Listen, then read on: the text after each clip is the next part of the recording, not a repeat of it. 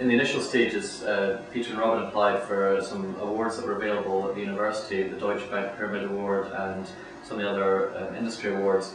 And just by applying, I think you're kind of put yourself in a very good position to actually win those things, which they actually did, obviously through some talent behind that as well.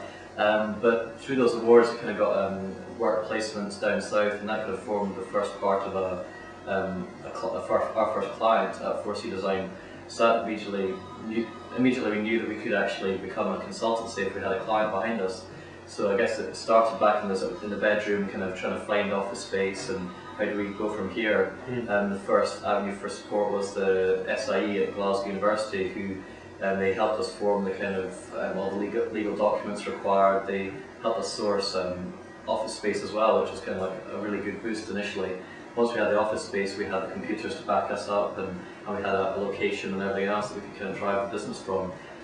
So once we had that, then we're in a position where we could start writing the business plan, really kind of put some thinking towards it, still with minimal risk, because we'd sort of all the investment had already been made. We already had computers, we already had some funding available from the awards. So that kind of was a good grounding for us to start with a client as well, that kind of acted as the cash cow for the first year anyway. I think from then it was just kind of a process of putting the planning in place and really thinking about how the budgeting and things would work at that stage, which was a very vague kind of pulling figures out of thin air at that time, but probably more educated now than we actually realised at the time. So.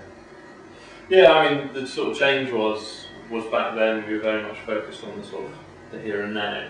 Coming out of university, like as Nick sort of mentioned, there was a fair few awards which just kind of gave us the kind of sort of public awareness, if you like, and also the kind of accreditation that we required kind of coming straight out of university.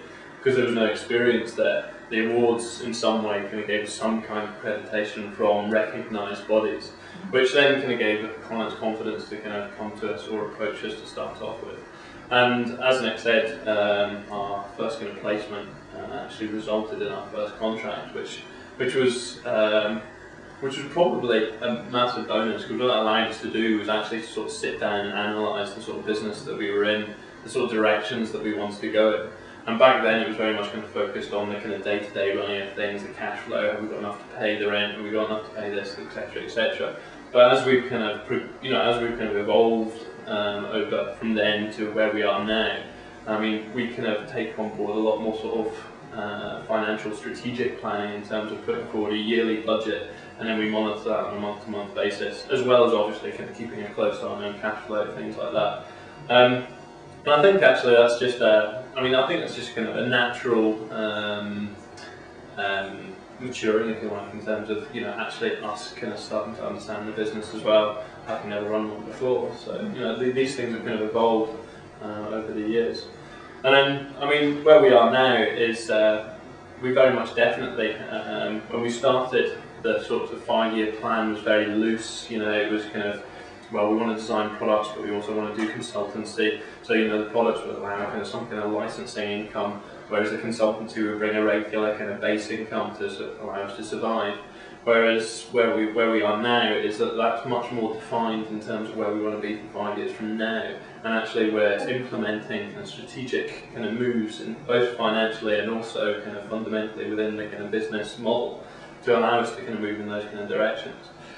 And then that kind of breaks down, so you've got a very much kind of general holistic plan that kind of basically goes over your, or looks forward 5 years into the future. And that kind of breaks down into a kind of yearly budget, as I mentioned, which breaks down into a monthly kind of analysis, which breaks down into a weekly and then a day-to-day to-do list. And one of the things you've got to make sure of is that nothing on your to-do list for your day-to-day should ever appear in any of your future budgeting or any of your future planning, because you're focusing on the wrong things and you're just not seeing the big picture. And really the detail and the time scales are relative.